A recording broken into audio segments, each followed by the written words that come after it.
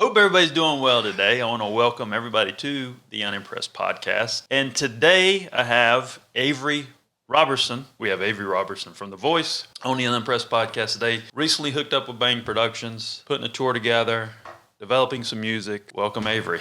Thank you. Glad to be here.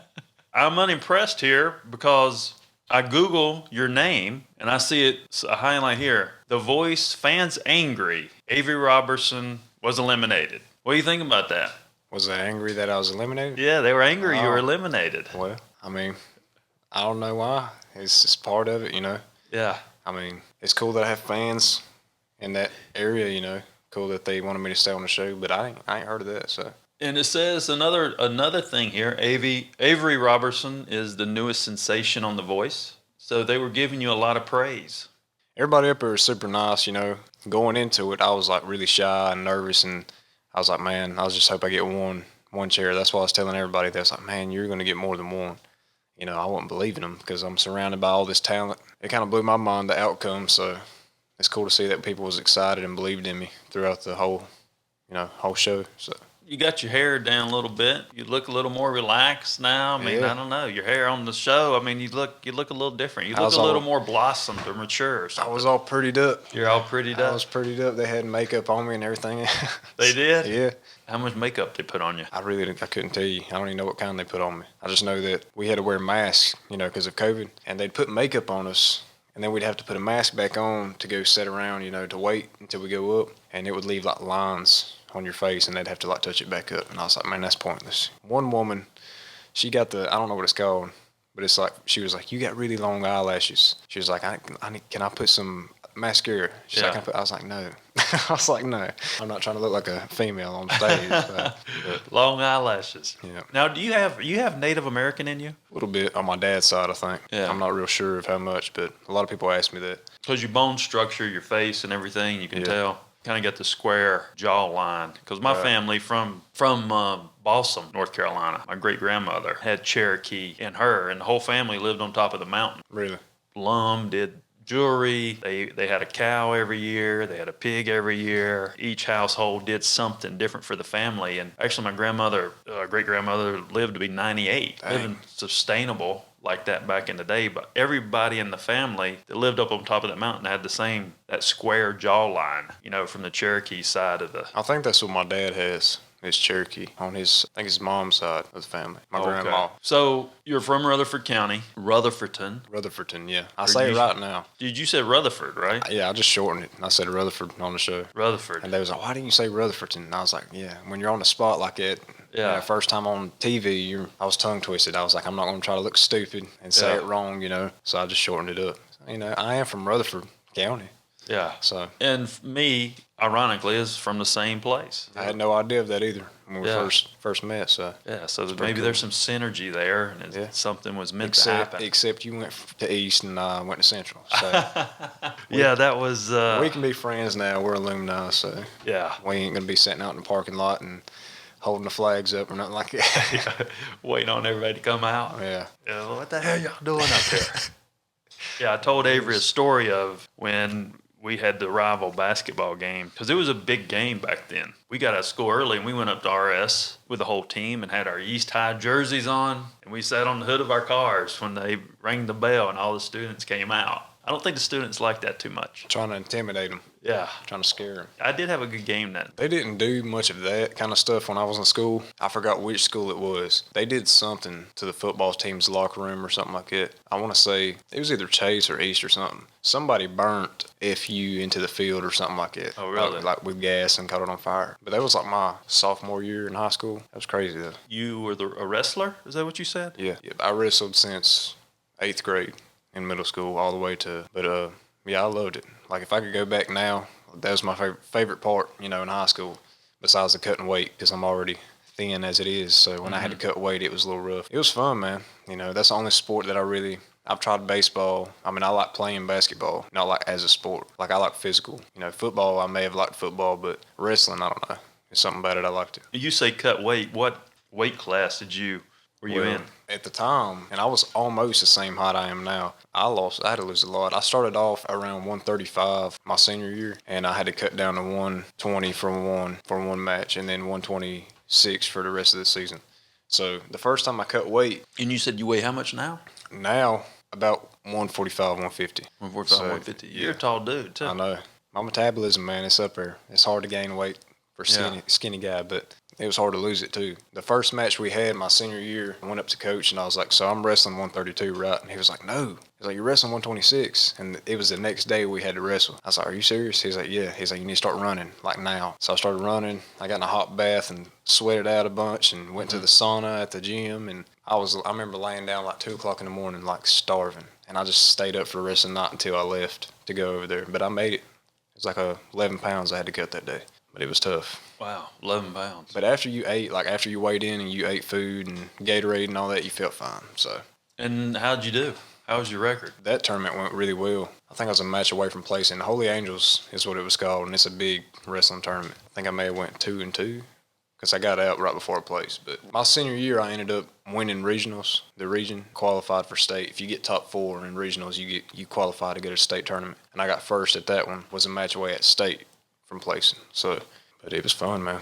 So you somewhat of an athlete. Was your mom and dad athletic at all? Did you get that from them? Well, my mom, I don't think she played any sports. She may have been a cheerleader or something, Yeah. but my dad, he played baseball and football in high school. And where did he go to RS too? He went to RS and Chase for a little while, but he grew up mostly, I think, in Kansas, and then he moved back down. I mean, he was born here, and then he bounced back and forth from Kansas, and then he went to Central his freshman year and went to Chase's. Now, where's your mom from? She's from Alabama. Alabama. What part of Alabama? Yeah, Huntsville, I think. My grandma lives on, I think it's called Sand Mountain. Sand Mountain. You know where that's at? I know I've heard of Sand Mountain. That's where Jody Griffith's from. That's where my grandma lives, very top of it. My whole mom's side of the family lives in Alabama. Really? None of her family lives down in Rutherford County. Well, your mom, they may know Jody Griffith, and Jody Griffith is Darren Knight, Southern Mama's first cousin. Really? Right? She's from Sand Mountain, and then Red Squirrel is from Sand Mountain. She might know him then. She's lived there her whole life, pretty much. Interesting. So, because Red Squirrel's, that's where Red Squirrel, you heard Red Squirrel? yeah, I know. That twangy voice?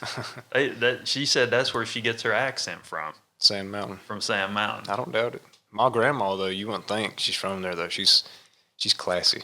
She's a classy old woman, yeah. She's Southern, you know.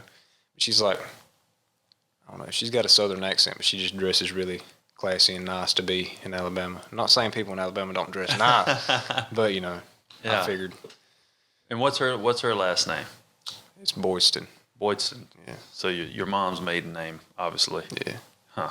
I don't know. You just released a song, Lord Have Mercy. Yep. I don't know. Tell me a little bit about that process. And We really didn't. I didn't even plan for a while to put that out, like at all. I put Ringtone out.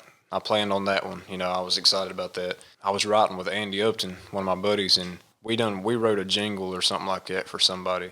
He just started I started humming something, and I'm playing some chords, and he was like, Lord have mercy. And I was like, stop. I was like, we're going to write that like right now. And we wrote that whole song. Like, we stayed there for like 3 hours until we got it done. It ended up being pretty good, and he was like, man, you need to put an upbeat song out so people don't think you're just like depressed and sad and that's all you like. And I do like sad songs, like a lot.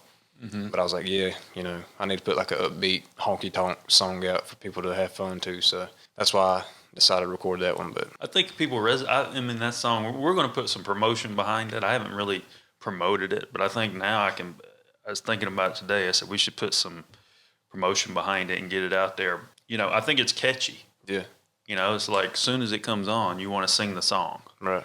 So it's That's the goal, though.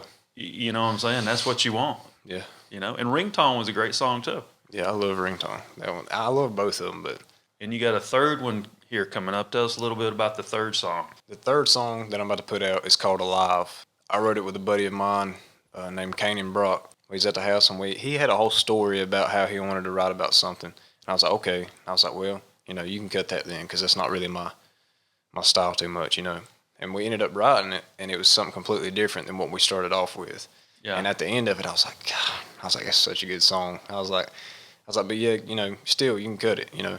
And then finally, I just kept thinking and playing it. I was like, man, I really want to sing that. Like, even if I just did a cover of it. And I told him, I was like, hey, if I was to come to your house and help you write a song, whether it takes 3 weeks or 3 months, you know, that you like, that you want to get it recorded. Because he's trying to get a song out and get started with music. I was like, would you let me cut it live? And he ended up letting me use it. So I wrote him another song. Me and him wrote another song, and he's going to be putting it out around the same time I am, probably. So tell us a little, what's the story of that song? It's really about a guy that really loved a girl. She ended up leaving him, and he left a note for her, and she just ignored it and all that, you know. He decided he was going to go drinking, you know, because he's all sad about it. He gets in a car wreck and dies. The second part is just him kind of like talking like to her as he's gone. Yeah. You know, man, I'm excited to put it out. It's one of my favorite songs that I've wrote. I can't wait. So what's the tempo? It's like a medium tempo. It's not really fast, not really slow. It's definitely a sad song, though. It's probably a lot more sad than Ringtone was. Now, do you think you were made for country music? Yeah. Because, I mean, country music, I mean, it's got honky-tonk songs and stuff like that, but country sad, like sad country music, yeah, that's where I, like, live at and stay. Yeah.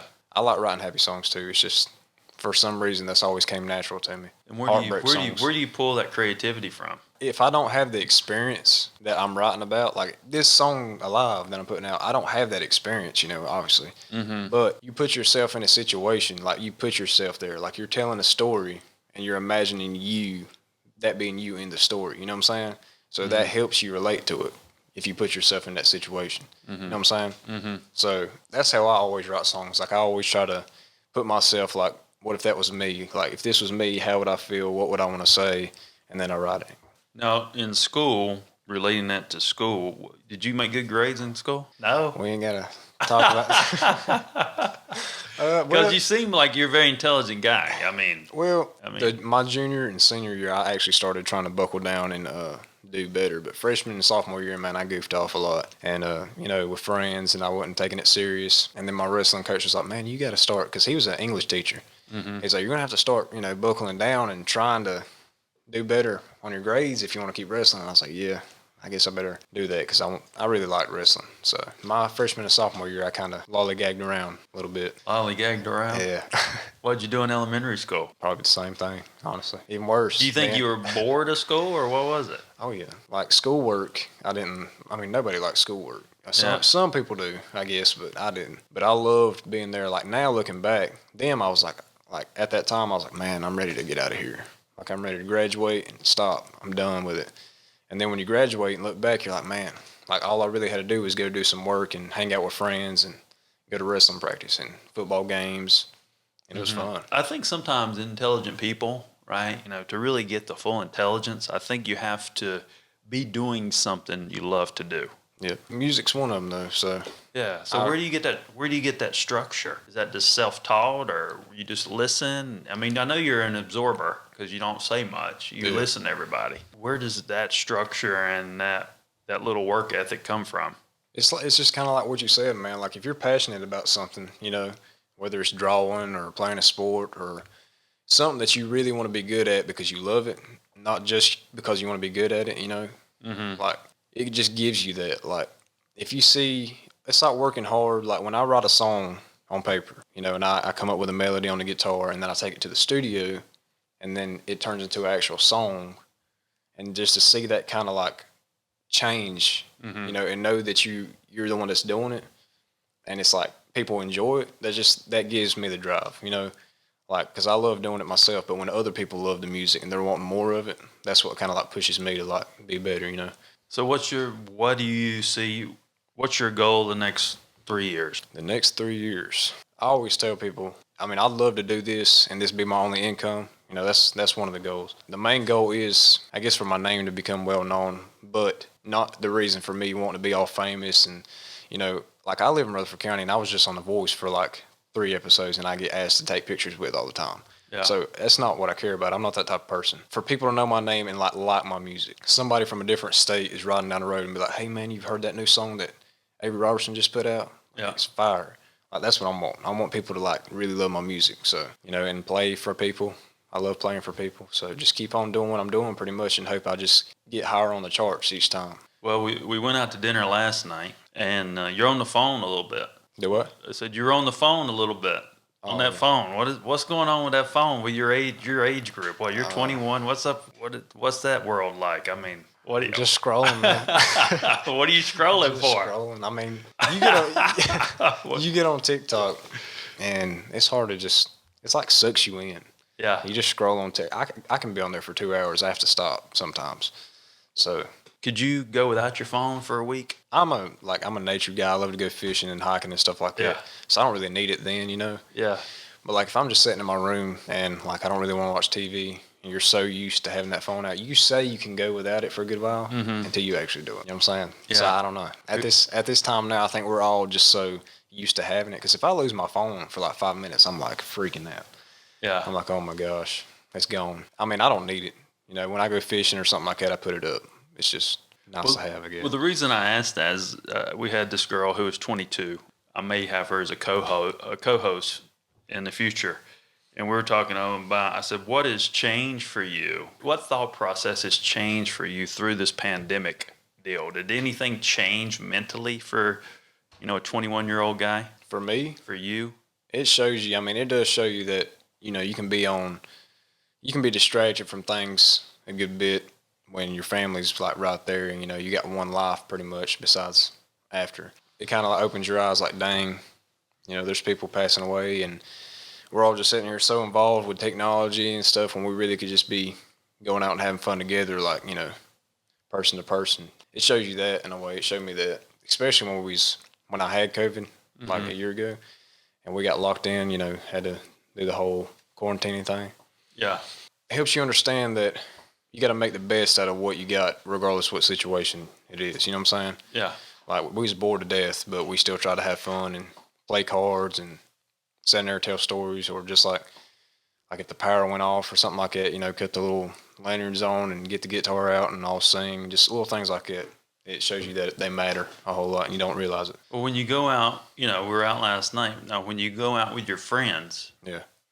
do y'all, if you out with two buddies or whatever, do y'all all three stay on the phone?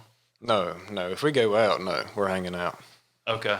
But if we're just hanging around the house, that's what I'm talking about. I'm on the phone, that's for sure. Gotcha. If I'm not playing the guitar. Because sometimes I'll go out and I'll look around the bar or whatever, and I'll see all these young people, and they'll be like, all looking down. I said, you got this beautiful girl or this good-looking dude, whatever she's, and they're not even paying attention to anybody. If they don't have nobody with them, I could understand that. But if they have people around them hanging out, like, what's the point of going out then? Yeah. So. Yeah. We talked about Rutherford County, and what's it like being in a small town? I don't know what it's like to be in a big town, so I couldn't really tell you that. I ain't used to living in a big place, even like up here. Yeah. Down here, wherever you want to say. But it's the same old your whole life, but at the same time you love it. Like, I don't know why. I grew up there. All my family's there. That's the reason why I love it. We have like one bowling alley and a Walmart, and our mall sucks. So you just adapt to it and go fishing, play cornhole, or be bored to death. So Now, have you made those Charlotte runs before? no, not yet. Not yet. Not Charlotte's yet. changed a little bit though since I was in school. Really? If I was your age, where would I go from Rutherford County? Maybe Asheville. I've been to Asheville. I used to work up there a little bit. Oh, really? What'd you do up there? It was a business or a company called Cooper Reese, and it's like a mental rehabilitation center. It helps people that's having mental problems, and I worked maintenance over there, so we'd go up to their, I forgot what it's called, but it's another building from Cooper Reese, and we'd go up there and do maintenance and all that. So I've seen Asheville a little bit. Were you working a job before The Voice? I was going to school at isothermal for welding. I was working that maintenance job at Cooper Reese. I love doing both of those too. Like, the people at Cooper Reese is super nice. I love welding, even though TIG welding is tough and it makes me mad, because you got to be like really precise with it. I love welding too, but as soon as they gave me the call that they'd fly me up there, I had to just be like, you can't say no to that, and you can't just go on leave for college because you'll fail your classes. You can't just go on leave for that job because they need your help to cut grass or fix whatever's broken and all that. So I was just kind of like, well, I got to do what I got to do. Top deal. Can't say no to an opportunity like that. And how much you make an hour doing that? Over there? Yeah. I think like $11 an hour. Oh, okay. What's that? What's that equal to a year? I have no idea. 40 hours. That's 440. About what, 25, $30,000 a year, somewhere in that ballpark. You know, you came on board with Bang Productions, and we're very excited about that. And we're working on the New South Country Music Tour. We have one date locked in for January 29th, looking at locking in January 15th in Jacksonville, routing to Raleigh, and then possibly doing something before the end of the year. Yeah. Right? Yeah, that'd be awesome, man. I mean, where would you want to perform before the end of the year? Would you want to perform at home, or what would you want to do? If I had any place in mind, it would be either Pops Amphitheater we got down there, or, I don't know, Isothermal Theater, or some big bar like Coyote Joe's or Blind Horse, because it's always fun in there. It'd be a cool place to play. And Coyote Joe's is where? I think, if I'm not mistaken, Greenville, South Carolina? I think so. I may be wrong, but I think it's in Greenville. I don't know where the Blind Horse is at. I forgot. They have a country honky-tonk here in Charleston. It's in Ladson, South Carolina. I can't remember the name of it, but it's a pretty nice spot as well. Okay. We had to check that place out as well. For sure. So, and I know we talked about your mom and dad. Your dad is running for sheriff in Rutherford County. Yep. Right? And what does your mom do? She's a hairstylist. So she works at a place called Cutting Up on Main Street. She's been cutting hair for a while, and she's good at it. But okay, cool. I'm always last in line. Oh, really? Everybody's like, it must be nice having a hairdresser, your mom being a hairdresser and all. And I'm like, yeah, until, it's the end of the month and your hair's growing over your ears and she's cutting everybody else's hair. Yeah. And you have how many siblings? Or you got a sister? Yeah. I have 3 sisters and a brother. 3 sisters? Yeah. And a brother? Yep. So y'all got a starting 5. Y'all got a big family. We do. A huge family. I have, if I'm not mistaken, I think 18 nieces and nephews. So how old is the oldest sister? I'm wanting to say, it's hard to keep up with all this stuff, man, but she's in her 30s. Oh, okay. So I don't know exactly. So you're the baby. I'm the baby. Yeah. Oh, wow. I'm the youngest. So 3 sisters, right? Mm-hmm. And 1 brother. What does your brother do? He works at a place called Trelleborg. Okay, how old is he? And he is, I'm pretty sure, in his early 30s too. Early 30s. Yeah. So was there a gap between you and the second youngest? The second youngest is Candace. And Candace is I consider them all my siblings, but this is how it is. Like, Candace is, my mom and dad had me and Candace. Okay. And my dad had Heather, Jamie, and Kristen, my other 3 siblings, with another woman before my mom. Okay. So, Gotcha. he had them at an early age when he was young. And then Candace, when he's probably like, late 20s or early 30s. And then me, I was the last one, so. Now, are all the family in Rutherford County as well? Yeah, my whole dad's side of the family, they live in Rutherford. My mom's side, like I said, they're all in Alabama, like all of them. Not one of them lives down here. So do you go to Alabama a lot? You go down there a lot? You don't? We normally go every Christmas. Yeah. And go up there and stay like a night or 2 and eat Christmas dinner with them and open presents and talk and get up with everybody. But we need to start going up there more. We don't get to see them enough, once a year. You act like you're excited about that. We don't, though. I mean, like, my whole life has been that way. I miss seeing my cousins and all that from up there, and my grandma and uncles and all that. Yeah. So I really do wish we could go up there and see them more. But she came down for a night in the country and got to see me play, so I'm glad. They said Isothermal seats 1,300. Do you think we can sell that out? Possibly. I don't know. Might could. Get enough push behind it. I mean, when you walk around town in Far City, they say, hey, there's Avery. There's Avery. Some people do, yeah. Really? And where is your favorite place to eat in Rutherford County? Mi Pueblitos. Not even a question. Mi Pueblitos. Not even a question. That's a staple. That's my favorite place. Now, do you ever go up to Lake Lure any? Sometimes. We go up to a place. It's called Ken's Rock. It's like a hiking trail that we used to go to, and a big old look off. But I think they closed it down now. Mm-hmm. But we used to go up there a good bit. Well, me being from Rutherford County as well, I mean, we probably take it for granted. Mm-hmm. But really, it's a beautiful place. I mean, it is a pretty place. Yeah. There's some spots, lower ends. Yeah. But that are a little sketchy. But majority of it is pretty, and majority of the people's nice too. It's just the things to do in the county is just not there. But if they was there, we'd probably have more crime rate and all this and that comes along with it. So, the tattoos. Yeah. The birds. What does that represent? Okay, so my grandpa, my dad, and now me, we all sing. My grandpa started off singing bluegrass, and my dad, he sung country, and then me, I sing. So it's like a 3-generation, like songbird type deal. And the other side over here? I just like this. It has absolutely no meaning. I just like it. I don't know. I got it when I was in high school, and it's like Polynesian. It looks like Polynesian or something. That's something like the rocks god or something, man. Yeah, my dad calls me the pebble. He said, the pebble? The pebble? The pebble, yeah. I said, you think you're rock. Yeah, because when I saw the one photo that you got a lot of attention about, we should post that on the fan page as well. I'm thinking about it. That's when I noticed the tattoos more. And is those the only 2 you have? Are you talking about a shirtless picture? Yeah, the shirtless picture. No, I have this one. This is the last one I just got, and it's a flower with scissors on it. My mom's handwriting. You know, she's a hairstylist. I felt like if I should get something for my dad and grandpa and them, I should get something for her too. And you say bluegrass. Yeah. You know, the history of bluegrass comes from that area. We talked about Doc Watson from West Jefferson, North Carolina. That's about, hour and a half from Rutherford County, something like that. What do you think the sound is compared to other parts of the country? Is there a different sound with that bluegrass music? Is there a different sound with bluegrass? In North Carolina, the North Carolina area compared to another part of the country, maybe Kentucky. Kentucky's got bluegrass, right? Yeah, I'm sure they all have a little bit of a different style, you know? Yeah.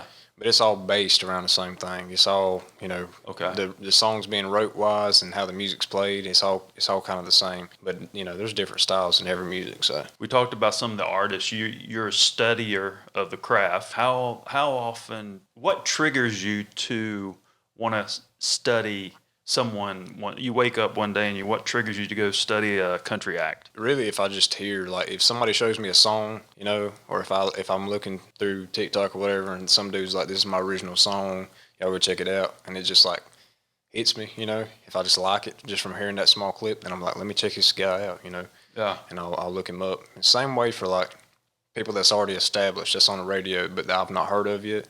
If I hear him, I'll just check him out to see, you know, if I like him or not. And you mentioned that one song to me last night. You thought the recording was really done well. Oh yeah, I heard that. It's really a pop song. It's called "Driver's License." There's a guy, and I just heard of him the other day. His name is Dylan Marlowe, and he covered that song, and I like his version way better.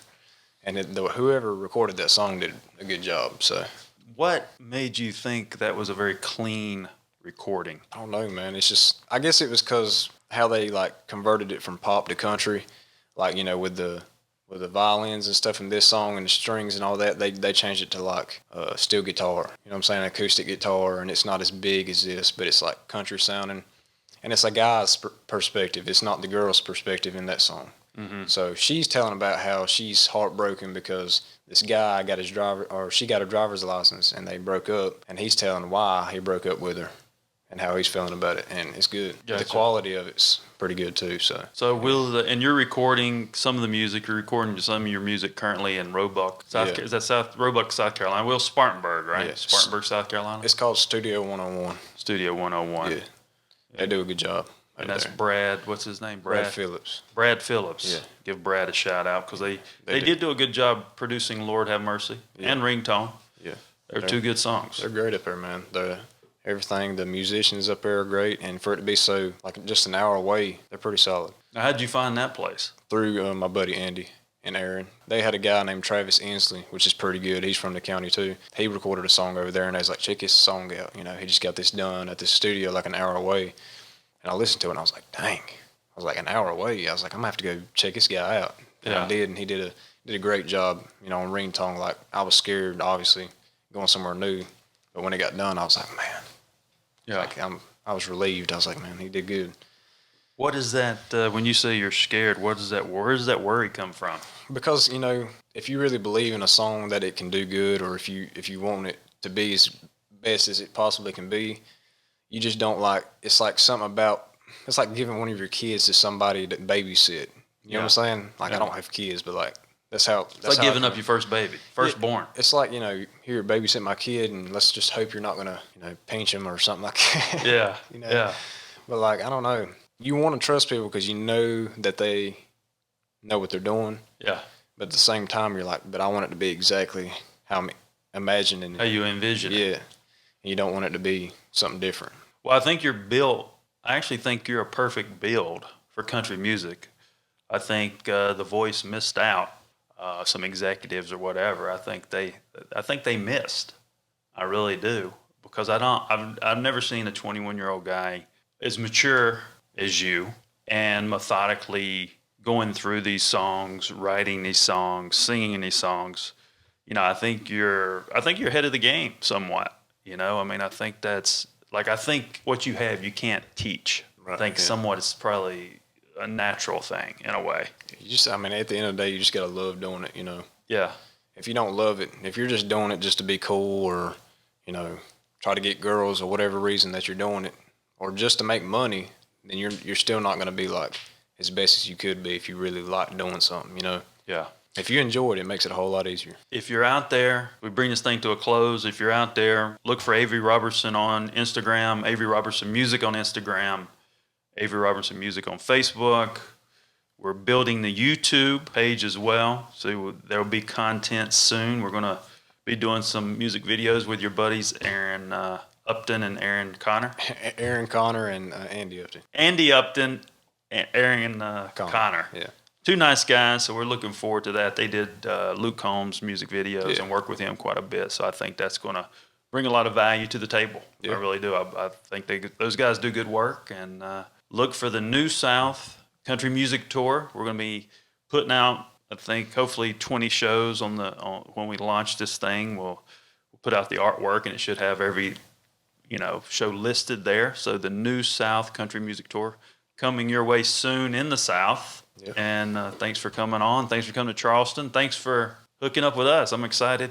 I'm excited too, man. I'm ready to go. It's funny. Me and you kind of have the same demeanor. Yeah, we're actually probably more excited within than we show it. Yeah. You know what I mean? So I'm excited about it though. yeah, it's gonna be good. It's gonna be fun. Yeah. So this is Avery Roberson. Say his name right. And I'm John Edmonds Cosma, the CEO of Bang Productions.